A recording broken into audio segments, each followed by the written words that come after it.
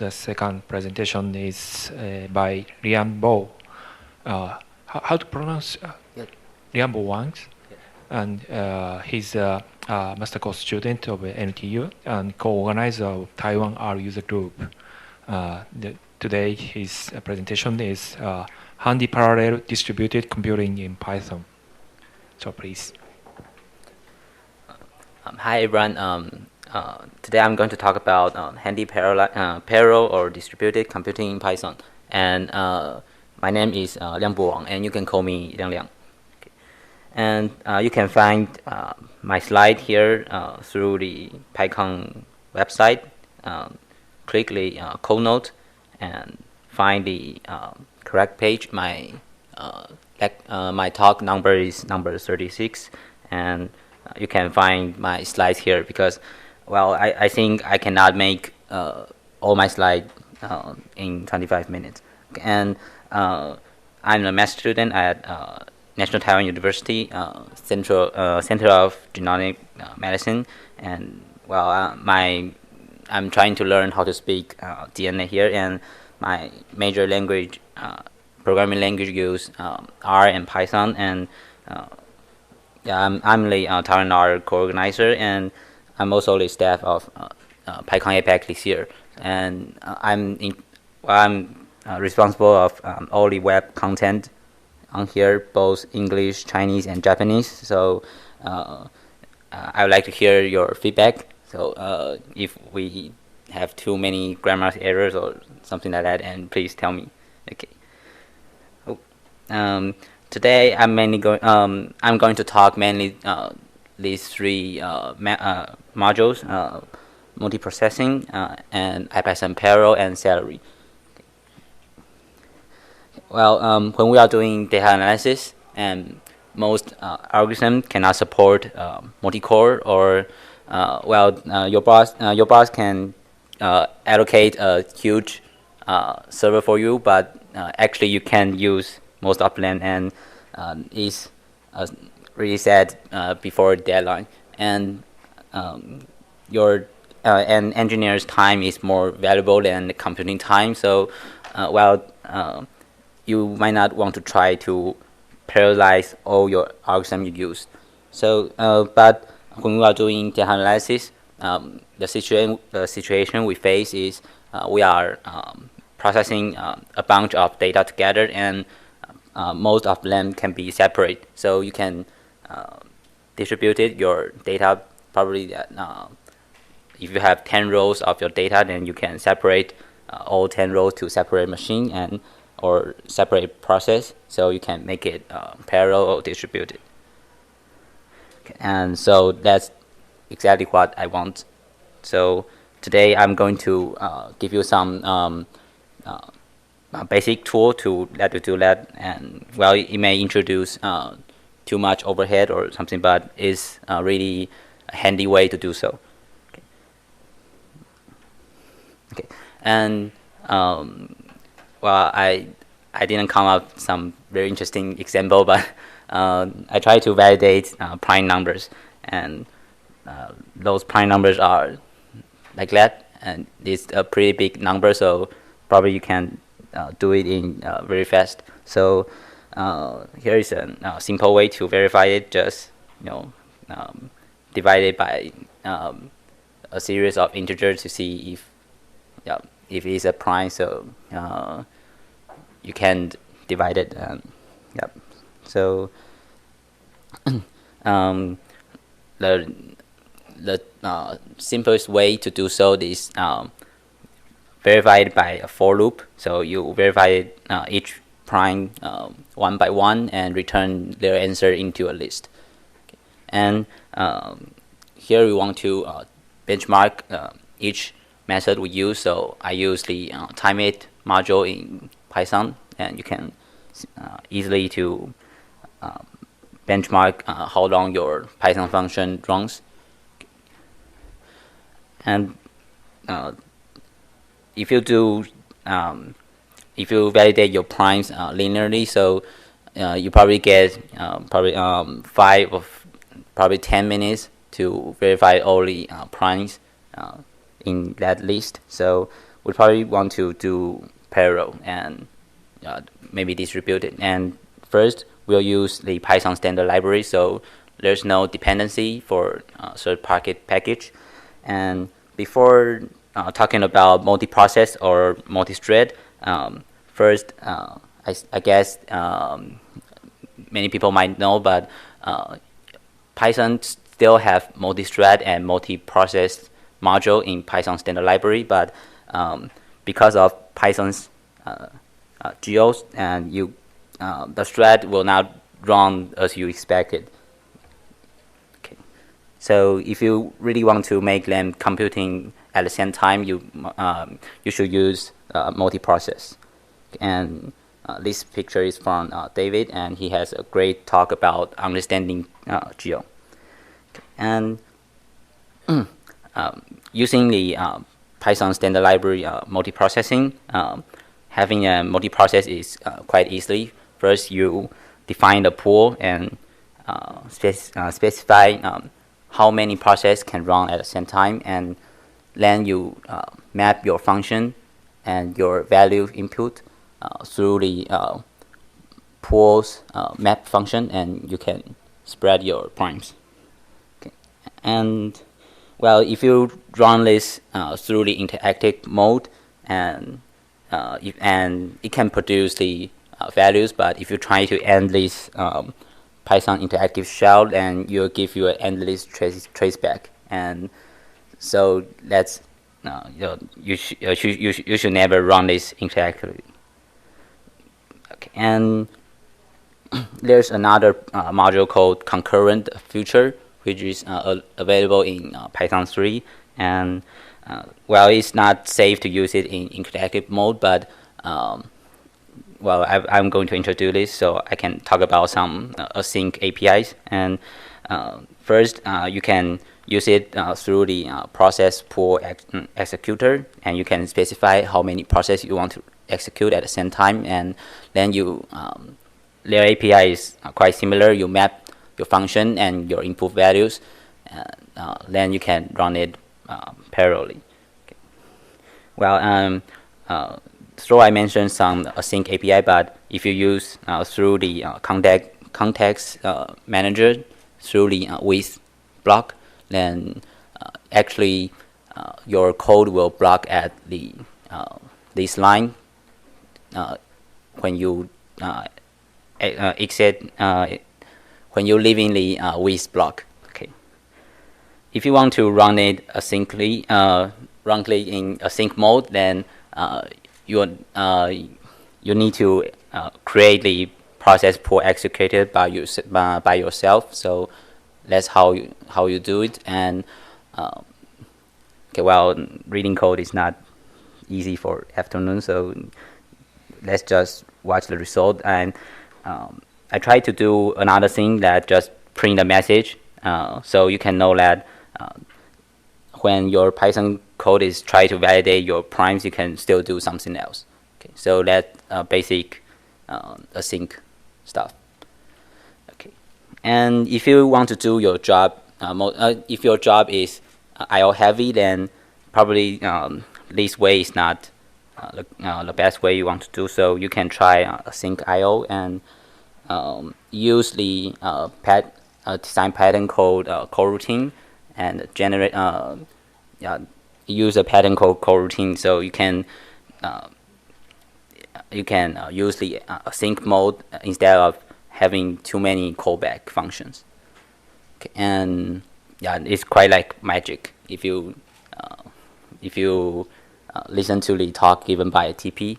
And yeah, here's his slide, and he's talking about a tulip, which is later become the standard module called async I/O in Python 3.4. Okay, and using the concurrent future can also it also support multi-thread mode, so you can use a thread port executor and to run your functions. But since this validate prime is not an I/O bound job, is it will your CPU will raise 100%. So because of the geo, you can gain computer boost by having multi-thread mode. Okay, and I put my demo code here so you can try it at home. And here is some benchmark that if you run it through the first for loop style, then you can it takes about 42 seconds, and well, if you run it in multi-process mode, then you can get roughly 8 seconds, but you will not give a full speed up. Here I use a 12 core machine, but you will not get a 12 you will not speed up by effect of 12 because there's a forking process overhead, and here the each function runs just some seconds, so the overhead is quite significant here. So you can see it just boosts 5 times. Okay. And I'd like to give a short summary about using the built-in modules. That is quite easy to write, and there's no dependency. But if you want to, sometimes want to just try an error way to find how to work on our data, then you will fail in the interactive mode. Okay. So it's bad when we want to do some data manually, and also it cannot be scaled across machines. So yeah, and it's hard to find a 100 core server, so you get a limited scalability. Okay. So I would like to introduce IPython Parallel, and IPython Parallel has a lot of good stuff. And first, you get all the function you want in IPython, and so it can be both interactive and parallel. So it's very useful in data analysis, and the IPython Parallel can scale across multiple machines, and it supports a common scheme like MPI, PBS, or SGE. Okay. Simply awesome. Okay. And install an IPython notebook, IPython Parallel is quite easy. Just need to using the pip. And for Windows, well, you can find their package binary on this site. Well, and if you can handle that, well, you should use Linux first. And here's how IPython Parallel work, and this diagram is copied from IPython official site, and I add some note on it, and it mainly has 4 parts. First is the I'll use point, and first is the client part, which is probably your notebook or where you run the IPython shell. Okay. And what IPython do is the down 3 main parts. And first, it has IPython engine, and it's just an IPython shell, and it have each engine corresponds to a process on your machine, and it have the similar behavior as usual Python user Python shell. So if you enter a command and let it execute, and it will be blocked. Well, maybe I've not mentioned, but IPython Parallel can execute it in async mode. So how IPython achieve how it feels, makes you feel like it's running async is it had a scheduler that one scheduler communicate with one engine separately, and it has a queue to store your user's input. And yeah, so when you are executing your command, you can feel like you are running a sync mode, but actually in IPython engine it is blocked. Okay. And here is a hub that monitor all the status of schedulers and engines here. So if some engine is dead or not respond, so the hub knows it. and all these and hub and scheduler forms IPython controllers. Okay. And the terms here is quite important because on the IPython documentations you will see IPy controller and IPy engine. So and your command will be IPython controller and IPython engine. So these, well, you might need to look at this diagram several times when you want to set up your IPython parallel system. Yeah.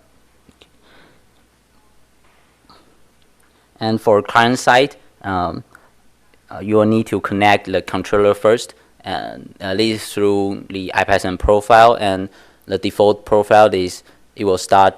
You will connect to your local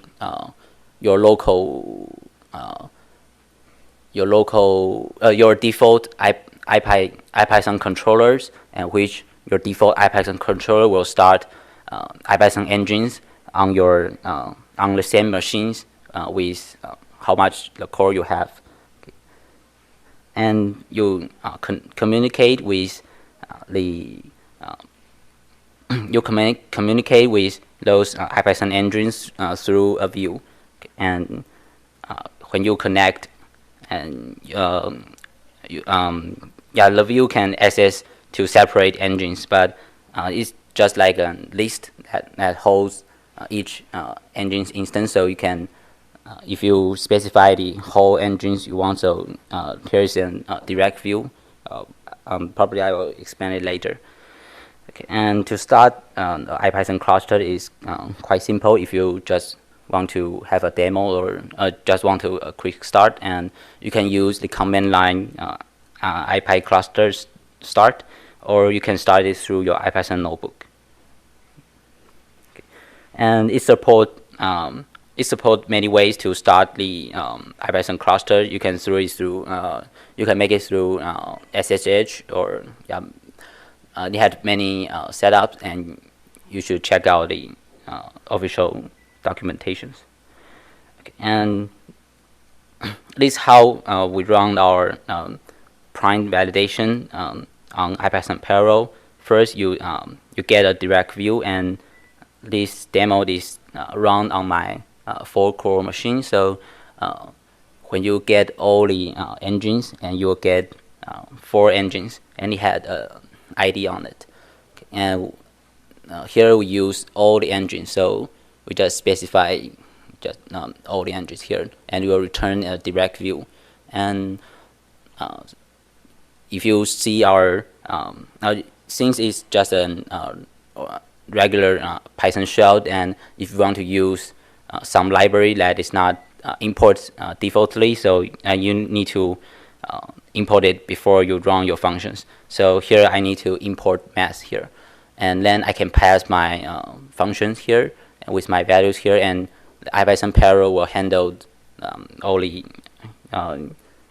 parallel stuff here. So in the sync mode, and you can get your result here. So you will collect your result, and if I give it 8 primes, and you will try to separate on 4 engines, so probably each engine get 2 input here. And when you get it, and you will maintain the order of your how you specify your primes.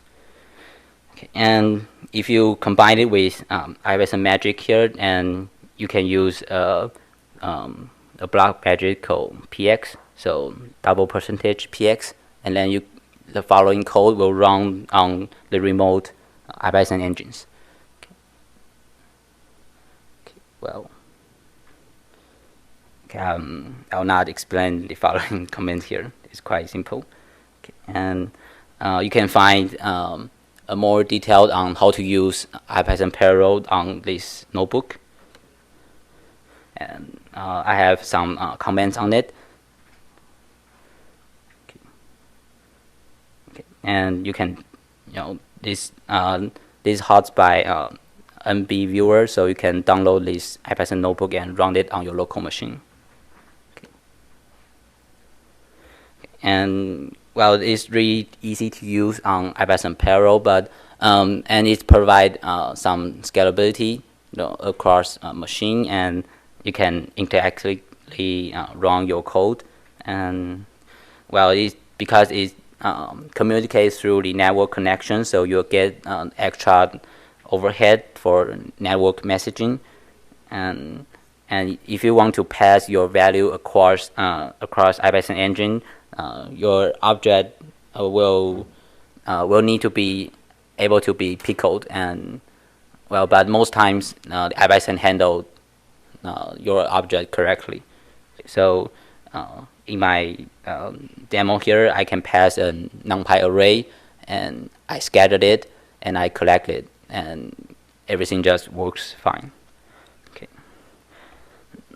Finally, I'll introduce salary, but I guess just a quick introduction. And salary is an async distributed task queue, and mostly you use it with an RabbitMQ, which is an message queue that it implements a message queue protocol. And what it do is that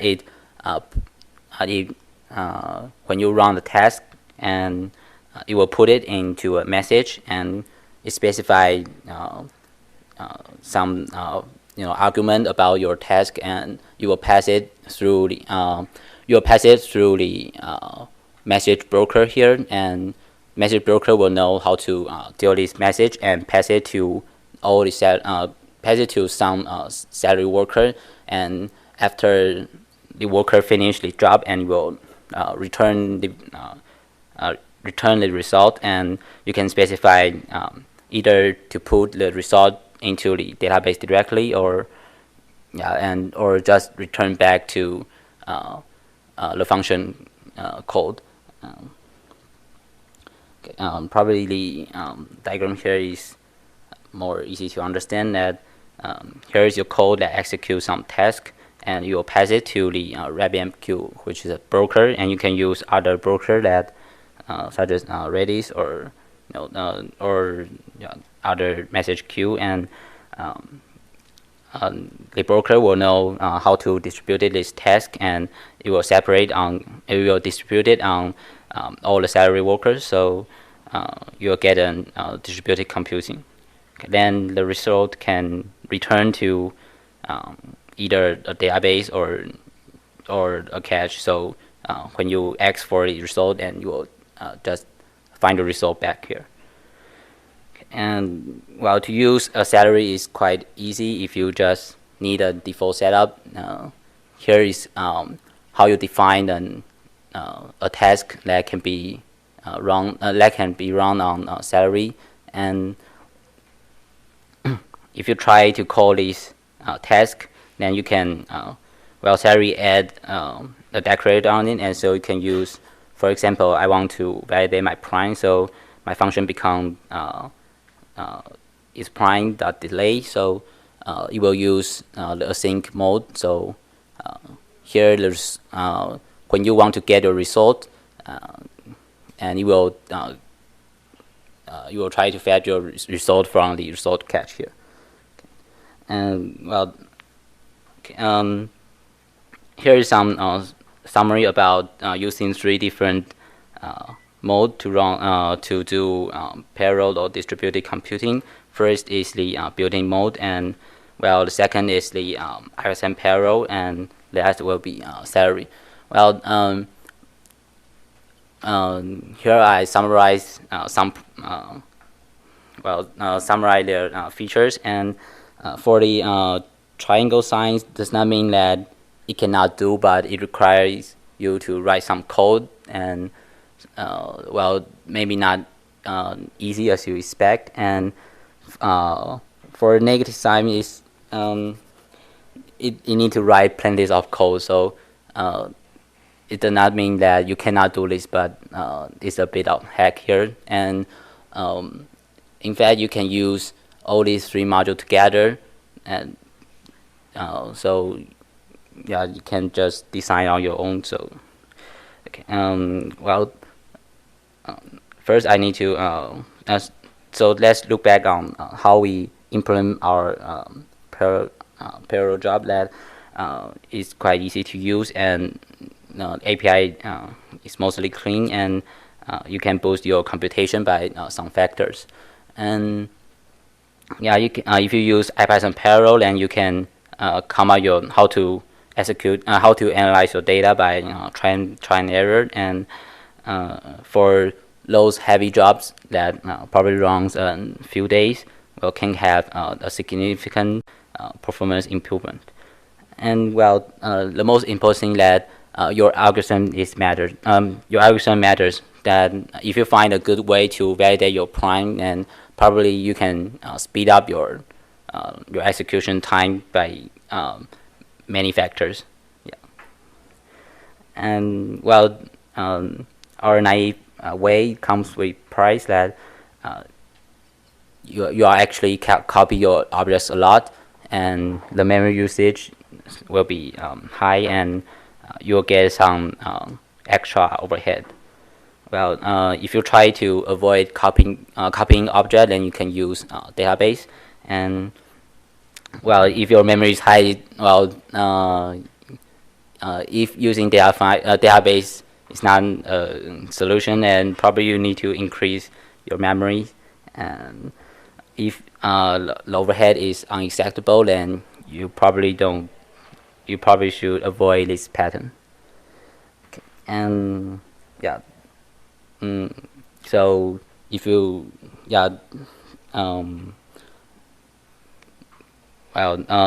you need to just put these tools under your pillow, that and you definitely need to look at it. And well, the real parallelism is quite hard, because here we don't talk about how to communicate with each parallel process, and but there are some quite simple situations. And hope you enjoy PyCon APAC. And yeah, that's my talk. Thank you. Thank you very much.